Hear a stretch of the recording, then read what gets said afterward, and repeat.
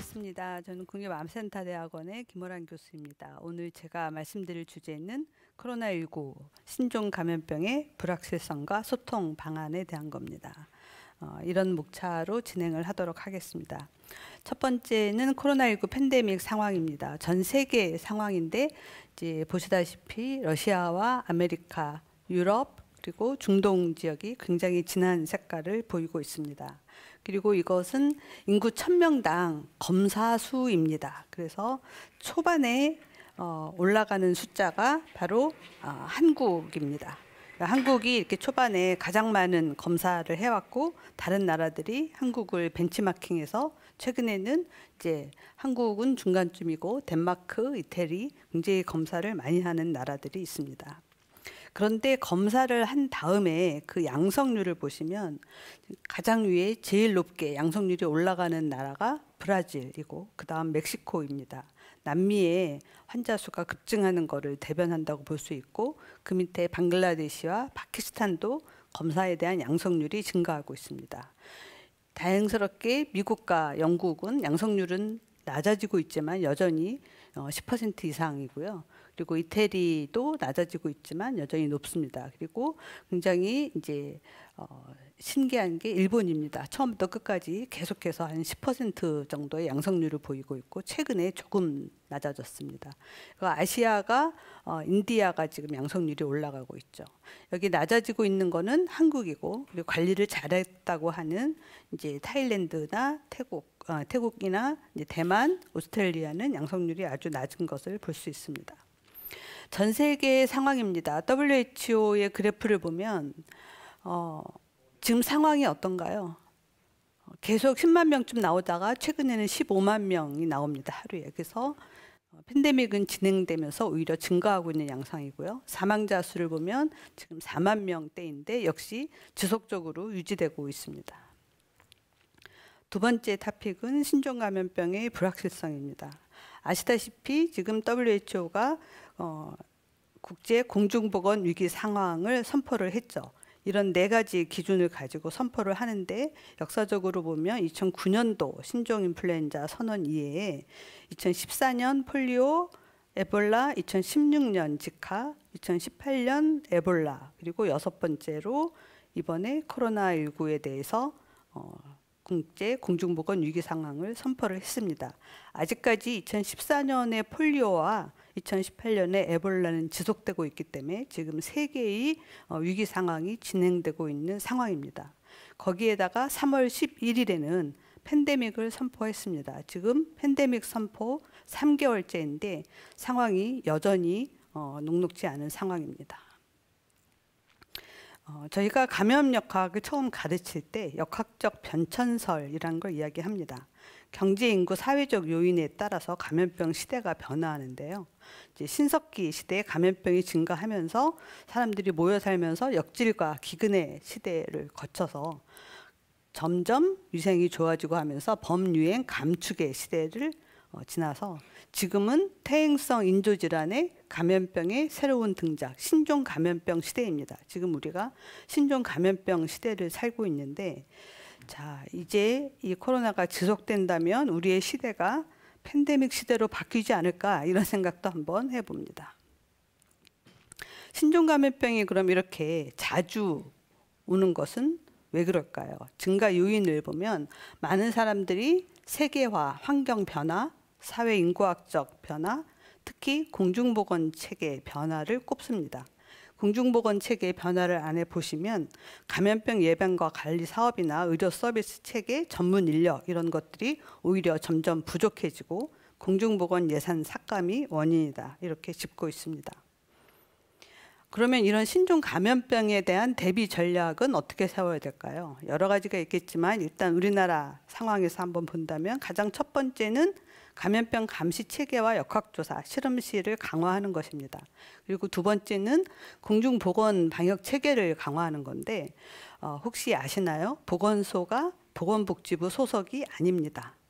행정안전부 소속으로 자치구 산하에 있습니다. 그러다 보니까 자치구의 수준에 따라서 아주 잘하는 데가 있고 굉장히 떨어지는 데가 있습니다.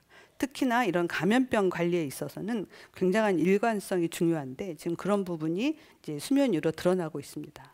또 지자체마다 감염병 관리 지원단을 이제 꾸리는 것이 질본의 목표였는데 17개 시도에서 지금 11개 시도만 지금 지원단이 만들어져 있는데 그나마도 이제 잘 되는 곳은 한 두세 곳밖에 없습니다. 이게 강화가 필요합니다.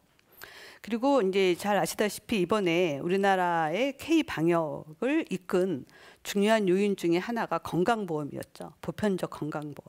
그런데 안에 들여다보면 우리나라 건강보험은 치료 중심입니다. 여러분들이 여러분 돈을 들여서 열심히 금연도 하고 운동도 하고 이렇게 열심히 한다고 해서 건강보험에서 1원도 지원 안 해줍니다. 근데 그런 거 하나도 안 해서 아파서 병원 가면 치료는 다 해줍니다. 그래서 이런 치료 중심에서 예방 중심으로 건강보험이 바뀌어야 되겠다. 특히나 감염 예방 부분.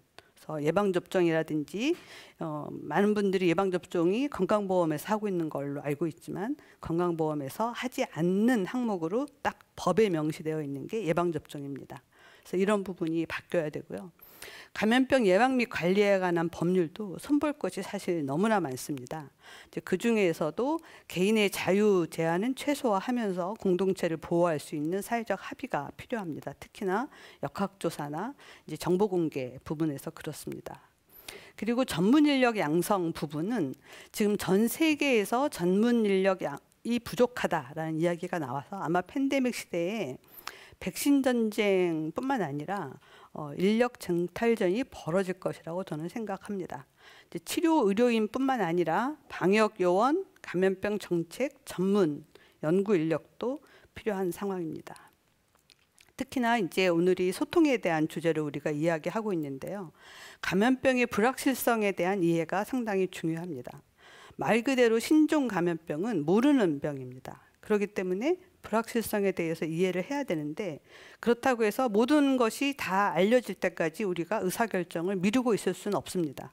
그래서 지금까지 알고 있는 지식 기준으로 의사결정을 한 다음에 새로운 사실을 알게 되면 바뀔 수 있다 하는 것을 계속해서 이야기해야 되고 이에 대해서 의사결정자뿐만 아니라 이해관계자 모든 국민들이 이해하고 받아들여야 합니다. 그렇지 않으면 국민들은 계속해서 혼란스럽습니다. 어제는 이렇게 얘기했는데 왜 오늘은 이렇게 얘기하지? 왜 매일매일 바뀌지? 이런 생각을 하게 됩니다. 그리고 예방과 대비를 하면 감염병에 의한 피해를 최소화할 수 있지만 만약 우리의 준비가 부족하다면 위기 상황이 초래될 수 있다 하는 것도 명확하게 이야기해야 됩니다. 특히나 평소에는 이제 방역 전문가, 방역 당국자가 모든 정책 결정을 내리지만 감염병에 의해서 보건 위기 상황이 생기면 의사결정자는 보건 분야뿐만 아니라 대통령, 총리, 주무부처, 관련 부처 장관, 지자체 단체장이 됩니다. 그래서 정책 결정자가 달라진다 하는 것도 이해를 해야 되고요. 다시 말해서 감염병으로 인한 위기 상황 발생은 병원체와 숙주와 관련된 생물학적 요인 외에도 다양한 생태학적 요인, 물리환경 요인, 사회환경, 또 특히나 정치-경제적 여건에 의해서 굉장히 영향을 많이 받는다. 아마 전 세계인들이 이번에 아주 뼈저리게 느꼈을 겁니다. 그렇기 때문에 이 부분을 이해해야 평소에 감염병 예방과 대비를 위한 지속적인 투자가 필요하다는데 모두 동의할 수 있을 겁니다. 그리고 마지막으로 감염병 팬데믹 대비와 대응을 위해서는 국제협력이 무엇보다 중요한데요. 지금 초연결 사회입니다. 그래서 전 세계가 연결되어 있기 때문에 어느 한 나라만의 역량으로 질병 유행을 끝낼 수가 없습니다. 두 번째는 코로나19 역학적 특성과 소통에 대해서 말씀드리도록 하겠습니다. 코로나19 한국 현황입니다. 아시다시피 초기에는 이제 해외 유입이 좀 있었고 그 다음에 대구 경북에 큰 유행이 있었고 대구 경북이 좀 잠잠해지면서 지역사회의 산발적 집단 유행이 있다가 4월 달부터 이제 해외에서 오는 모든 사람에 대해서 2주간 자가격리를 하면서 해외 유입도 점차 좀 줄었습니다. 그런데 이제 4월 말 연휴부터 시작해서 5월 6일 날 이태원 클럽발 집단 감염이 인지가 됐죠. 그 위에 계속 진행이 되고 있습니다. 그런데 이 그래프를 보면 대구가 워낙 크기 때문에 최근의 상황이 상당히 안정적으로 낮게 유지된다고 생각할 수 있습니다. 그런데 Y축을 로그 스케일로 바꿔보면 상황이 더 자세히 보입니다. 대구를 지나서 4월 말쯤에 0까지 떨어졌다가 지금 상황을 보시면 점차적으로 증가하고 있는 상황입니다. 특히나 6월 15일부터는 수도권이 아니라 대전, 충남, 전북까지 확산되고 있는 상황입니다. 이건 저희가 초기에 28명 환자를 이제 역학조사해서 역학적 지표들, 이제 세대기라든지 잠복기라든지 R값 등을 제시했던 논문입니다. 이런 것들이 빨리 나와야 우리가 모델링을 할 수 있게 됩니다. 이거는 환자 한 명 한 명 역학조사한 내용이고요. 이 그래프가 상당히 중요한데 제가 조금 전에 보여드린 것처럼 처음 한 30명에 대해서는 방역당국이 굉장히 자세하게 한 명 한 명의 모든 역학적 정보를 제공을 했습니다. 증상은 언제 발생했고 진단은 언제 됐고 31번째 환자부터는 지금 그런 게 이제 흔들리기 시작해서 하루에 몇 명 확진됐다. 제일 많을 때 하루에 한 800명까지 확진이 됐죠. 그 숫자만 발표를 했습니다. 그래서 상황을 제대로 이해하기가 어려워졌는데요. 31번째 환자가 신천지 교도와 연관해서 이 대구의 유행을 가져왔다. 그래서 31번째 환자에 대한 비난이 쏟아졌습니다. 그런데 여기를 자세히 들여다보시면 31번째 확진자가 확진된 날이 2월 18일입니다. 근데 그날 이미 증상을 가지고 있었던 사람이 1000명이 넘습니다. 실제로 31번째 확진자가 나온 다음에 9000명 정도의 대구 신천지 명단을 받아서 전화를 다 돌려보니까 이미 증상이 있는 사람이 1300명이었습니다. 그래서 그 사람들이 3명씩 접하했다면 이미 한 4000명이 있는 거죠. 다시 말해서 한 5000명 정도의 환자가 이미 있는 상태에서 31번째 환자가 확진된 거기 때문에 그야말로 빙산의 최고 팁에서 한 명이 확진이 된 겁니다.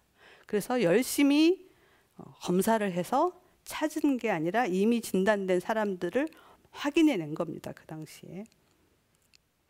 근데 이 자료가 중요한 게 저기 보시면 대구의 유행에 가장 그럼 증상이 처음 나타난 사람이 언제냐? 1월 22일입니다. 그 얘기는 서울에서 환자 관리를 잘하고 있다고 생각했을 때 이미 대구에서는 유행이 시작돼서 전파되고 있었다는 얘기입니다. 이거는 치명률인데 이제 여기까지는 276명인데 현재 280명이기 때문에 큰 차이는 없습니다만 우리나라 치명률은 다른 나라에 비해서 상당히 낮은 수준이지만 연령을 자세히 들여다보시면 연령별로는 큰 차이가 없습니다. 80대 이상에서 4명당 1명 사망하고 있는데 특히 남자의 경우는 3명당 1명, 여자는 5명당 1명 사망하고 있습니다. 코로나19의 이제 역학적 특징을 제가 감염 역학 시간에 설명할 때 이런 그래프를 많이 쓰는데요. 보통 호흡기 감염 질환은 증상이 나타나기 전, 즉 잠복기 때 이미 바이러스가 나와서 전파를 시킵니다. 굉장히 감염 관리가 어렵죠. 잠복기 전파가 어려운 이유고요. 소화기 질환은 증상이 다 끝나고 난 다음에도 계속 바이러스가 배출되기 때문에 관리가 어렵습니다. 소화기 질환의 관리 어려운 특징입니다. 그런데 코로나를 보시면 그 두 개를 다 가지고 있습니다. 증상 나타나기 전에 바이러스 나오고 증상 다 끝났는데 바이러스 나옵니다. 그래서 인류가 지금까지 이렇게 관리 어려운 질환에 대처해서 적극적으로 싸워본 적은 사실 없습니다. 굉장히 관리 어려운 질환이죠. 특히나 사스나 메르스 같은 경우는 증상이 나타나면서부터 전파하지만 보통 바이러스가 가장 많이 나오는 거는 1, 2주 지난 다음이었습니다. 그런데 코로나19는 증상이 나타나기 직전, 증상이 나타나는 가장 초기에 바이러스가 가장 많이 나옵니다. 그래서 관리가 상당히 어려운 질환을 우리가 지금 대응해서 싸우고 있다 하는 거고요. 이거는 이제 한국과 독일의 그래프인데 어떤 그래프냐면 이제 인구 100만 명당 환자 수 그래프입니다. 이 그래프를 가지고 많은 사람들이 K 방역을 칭찬했습니다. 어떻게 커브를 플래티닝 시켰느냐? 바라만 보고 있어도 아름답다. 이런 얘기를 했습니다. 그래서 굉장히 빠르게 증가하고 이제 평평해졌죠. 그래서 이 그래프를 독일이 벤치마킹해서 우리도 그렇게 하겠다라고 해서 우리보다 한 10배 많습니다만 10배도 아니죠. 10배 이상 많습니다만 저렇게 플래트닝하게 만들었습니다. 그래서 제가 독일을 잠깐 설명드리고 싶은데, 이제 특히나 소통이 주제니까요. 독일은 1월 27일 날 첫 환자가 나왔습니다. 그리고 3월 18일 날 환자가 10,000명이 됐죠. 그때 메르켈 총리가 코비드 19 보고서를 전 국민에게 이야기를 합니다. 우리는 어떻게 하면 코비드 19을 통제할 수 있을 것인가? 상황과 전략, 그다음에 모형, 경제적, 사회적 파장, 그리고 소통입니다. 그래서 여기서 이제 가장 눈길을 끄는 거는 최악의 경우를 명확하게 하라는 건데, 내용을 자세히 한번 들여다보십시오. 우리가 치사율, 치명률에 치중하는 소통 방식에서 벗어나야 된다. 별로 치명률이 높지 않은 것처럼 보이는데, 노인한테만 치명률이 높다면 많은 이들이 무의식적으로 그럼 우린 이런 식으로라도 우리 경제를 짓누르는 노인들에게서 해방되겠군. 어차피 이 지구상에는 너무 많은 사람들이 살고 있고 약간 운이 따르면 나도 조금 더 일찍 상속을 받을 수도 있을 거야. 이런 생각을 무의식적으로 속으로 하고 있는 거 아니냐. 총리가 전 국민에게 이야기를 했습니다. 그런데 과연 그런가요? 실제로 환자가 많아지면 병원이 이제 시스템 페일러가 돼서 환자를 받을 수가 없게 됩니다. 그러면 코로나가 아니더라도 자기 주변의 가족이나 지인이 중환자가 됐을 때 입원을 못하고 거부당할 거다. 그러면 집에서 고통스럽게 사망하는 것을 손 놓고 바라봐야 될 것이다. 그리고 아이들은 고통받지 않는다는데, 아이를 통해서 만약에 부모가 감염이 돼서 사망한다면 그 아이는 평생 죄책감 속에서 살게 될 거다. 그리고 마치 감기처럼 젊은 사람들이 생각하는데 치유된 것으로 보이지만 나중에 심장마비나 급성호흡 증후군이 나타난다. 즉 후유증이 있을 수 있다. 이런 상황을 봐야 된다는 거고요. 그래서 이제 대책을 수립하는데 첫 번째가 검사를 늘리겠다. 이때 이제 한국을 벤치마킹해서 이야기를 합니다. 그리고 사회적 접촉을 줄이고 병상이나 이제 산소호흡기 확충을 하겠다 하는 겁니다. 그래서 세 가지 시나리오를 모델링을 통해서 국민들에게 이야기합니다. 첫 번째 시나리오는 가장 월스트 시나리오입니다. 그냥 내버려 두면 인구의 약 69.3%, 70%가 걸리기 때문에 5,700만 명이 감염되고 115만 9천 명이 사망합니다. 그리고 저 파란 선이 중환자실 병상 수구, 밑에 파란 선이 인공호흡기 수인데 그거를 넘쳐서 환자가 발생하는 그래프를 보여줍니다. 이렇게 되면 안 되겠죠. 그래서 그 다음 기간 연장 시나리오입니다. 조금 낮추면 인구의 69.3%가 아니라 21%가 감염되는 선에서 우리가 할 수 있다. 근데 그렇다고 하더라도 1,700만 명이 감염이 되고 22만 명이 사망한다. 그래프의 파란 선을 조금 넘어가는 거죠.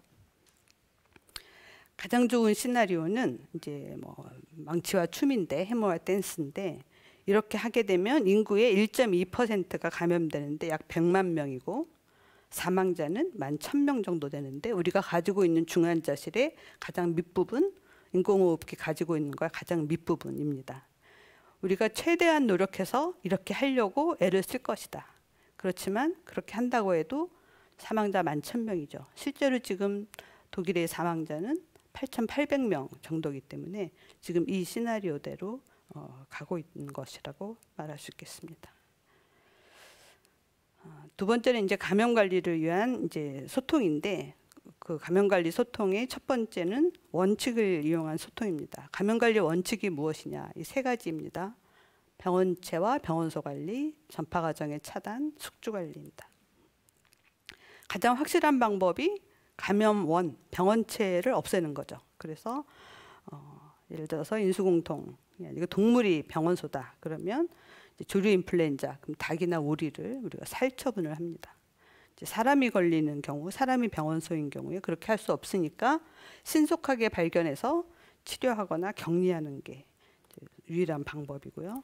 전파 과정을 차단하기 위해서 우리가 검역하고 격리합니다. 검역은 접촉자를 대상으로 하는 거고 격리는 환자를 대상으로 하는 겁니다. 그리고 위생 관리하고 우리가 사회적 거리두기를 하는 거죠. 숙주 관리는 제일 좋은 거는 예방접종을 하는 건데 백신이 없으니까 영양 관리와 기저질환, 만성질환 관리를 하게 됩니다. 국제적으로는 관리, 퇴치, 박멸의 순으로 우리가 감염병 관리 수준을 이야기합니다. 가장 좋은 거는 아예 전 세계적으로 없애는 거죠, 박멸. 근데 인류가 박멸한 질병은 아시다시피 천연두 하나입니다. 그러면 박멸 그 다음의 수준은 퇴치인데 우리가 미리 정해놓은 아주 낮은 목표 수준으로 질병 전파 수준을 낮추는 겁니다. 우리가 코로나19를 언젠가는 이제 박멸까지 못해도 퇴치하려고 노력하게 될 것이라고 생각을 합니다. 그렇지만 현재는 관리입니다. 관리 컨트롤은 발생률, 유병률, 사망률 등이 지역적으로 받아들일 만한 수준까지 감소시키는 겁니다. 따라서 어느 정도 수준이어야지 받아들일 것이냐, 이거는 각 나라의 의료 수준, 보건 수준에 따라서 달라집니다. 그래서 모든 나라가 목표를 정하고 관리할 필요가 있는 거죠. 코로나19의 대응은 그동안 언론에서 굉장히 많이 나왔습니다. 사람을 보호하기 위한 개인위생과 환경 보호를 위한 환기, 그리고 사회적 거리두기를 통해서 이제 많은 접촉을 줄이는 방안이죠. 보육시설, 학교 문 닫고, 그리고 직장에서 재택근무한다거나 모든 행사를 줄이는 그런 것이 여기에 해당되겠습니다. 그리고 굉장히 많은 이제 캠페인이 있었죠. 제가 되게 좋아하는 사진인데 아이가 이렇게 눈을 이렇게 뚫어서 마스크를 썼습니다. 그리고 여기 보시면 미국에서 급하게 티셔츠로 마스크를 써서 이제 만들어서 쓰는 방법도 제시를 하고 있고, 아기한테 페이스 실드를 이제 씌웠더니 이제 전체가 커버가 됐습니다. 실제로 100년 전에 미국에서 인플루엔자가 유행할 때도 마스크가 큰 문제였습니다. 그림을 보시면 마스크 사려고 약국 앞에 줄 선 사람들이 있죠. 최근 우리나라하고 비슷합니다. 그리고 이거는 마스크 쓰지 않으면 감옥 간다고 경고하는 경찰입니다. 근데 미국은 100년이 지났는데 별로 나아진 것 같지가 않아요. 이렇게. 자, 그다음 두 번째는 이제 원칙 말고 수학 모델을 이용한 소통입니다. 이제 보통 사람들이 문과 쪽 사람들은 이제 말로 하는 거가 더 쉽고, 이과 쪽 사람은 숫자로 보여줘야 이제 소통하기가 쉽습니다. 자, 요즘 이제 전 국민의 상식이 됐는데 감염 재생산수입니다. 정의는 감염자 한 명이 감염시키는 사람 수인데, 우리가 R0라고 해서 밑에 제로가 있으면 이제 기초 감염 재생산수에서 아무런 방역 조치가 없을 때고, 그 제로가 없을 때는 방역 조치가 있을 때이기 때문에 R은 계속 바뀌게 됩니다. R이 1보다 크다는 얘기는 한 명이 한 명 이상을 만들기 때문에 점점 늘어나는 거죠. 그래서 유행 상황이고, R이 1이면 같은 수준의 환자가 계속 지속되기 때문에 토착화가 된 상황이고, 우리의 목표는 R을 1보다 줄여서 감염을 감소시키고 유행을 줄이는 겁니다. 만약에 이제 한 세대가 4일이라면, 지금 코로나19는 한 4일입니다. 사람은 한 세대가 한 30년이죠. 근데 코로나19는 4일이기 때문에 R이 2다. 그러면 4일마다 2배씩 늘어나는 겁니다. 그래서 2의 0승부터 쭉 시작해서 2배가 되기 때문에 40일이 되면 2의 10승이니까 1024명이 됩니다. 한 명이 1024명이 되기 때문에 10명이 들어왔다. 그러면 1240명이 되는 거죠. 그래서 굉장히 기하급수적으로 빠르게 증가하는 양상입니다.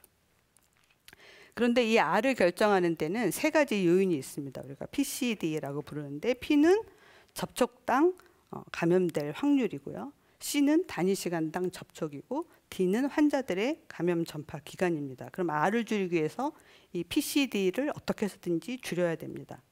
어떻게 줄일 수 있을까요? P를 줄이기 위해서 감염병마다 다릅니다. 만약에 HIV라면 이제 콘돔을 사용하겠죠.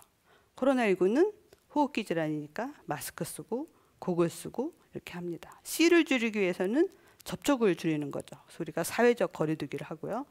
D를 줄이기 위해서 정부에서 하는 것이 열심히 찾아서 역학조사하고 추적해서 격리하는 겁니다. 한국이 잘한 것이 바로 이 D를 줄인 겁니다. 트레이싱, 테스팅 앤 아이솔레이션 하는 겁니다.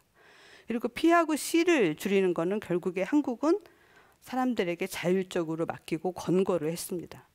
유럽이나 미국은 그냥 락다운을 시켰습니다. 그러면 사람들이 밖에 나가지 않기 때문에 C가 줄어들고 당연히 P도 필요 없게 됩니다. 줄어들게 되죠. 그렇지만 이제 유럽이나 미국은 D를 잘 못했습니다. 역학조사하고 아이솔레이션하고 이거 잘 못했죠. 그렇기 때문에 P하고 C를 완벽하게 줄이기 위한 락다운을 한 거고요. 한국은 D를 굉장히 방역 당국이 잘하고 있으니까 P하고 C는 국민들에게 자율적으로 맡겼습니다. 자, 우리가 이걸 이용해서 모델링을 해서 이제 얼마나 환자가 발생할지도 보게 됩니다. 이제 모델링에 대한 자세한 설명은 좀 넘어가고요. R이 중국에서 초반에 한 4 정도 됐었다. 한국은 0.5 정도였는데 대구 경북을 보면 한 3.5까지 올랐고요. 그래서 그 상황에 따라서 우리가 시나리오별로 예측을 했었습니다. 그리고 그 다음에 이제 4월 9일 이후에 사회적 거리두기가 지켜지지 않으면 어떻게 될지 다양한 이제 모델링을 통해서 제안을 했고 정부한테 워닝도 했습니다. 그리고 이제 이태원 클럽에 집단 감염이 발생했습니다. 그때 보니까 R이 2.58까지 증가를 했습니다. 그래서 얼마나 될지 봤었고 특히나 이제 이태원 클럽이 처음으로 방역 당국이 D를 관리 못했던 사건입니다. 왜냐하면 신천지는 명단이 있었는데 이태원 클럽은 명단을 보니까 연락이 안 되고 엉터리가 많았던 거예요. 그래서 우리가 보통 4일 안에 찾아냈는데 이태원 클럽은 그게 점점 늘어났어요. 그래서 지금까지 그게 이어지는 거죠. 그래서 미확진자 비율이 얼마나에 따라서 그 이후 여파가 어느 정도 달라지는지 저희가 이제 제시를 했고요.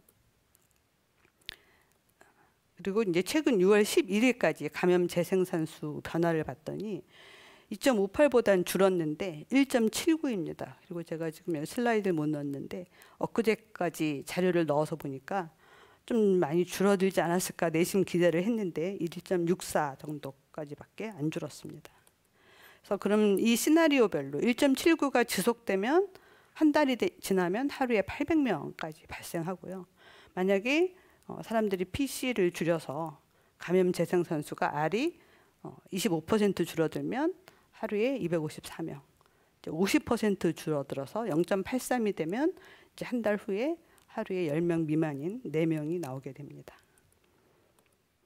그런데 이런 모델링은 한 가지 모델만 봐서는 안 됩니다. 이게 이제 미국의 모델링인데요. 이걸 보시면 미국의 사망자 수 예측입니다. 임페리얼 컬리지나 컬럼비아는 상당히 증가하는 것으로 예측을 하고 있고요. 나머지 5개 팀은 좀 감소하는 방향으로 예측을 하고 있습니다.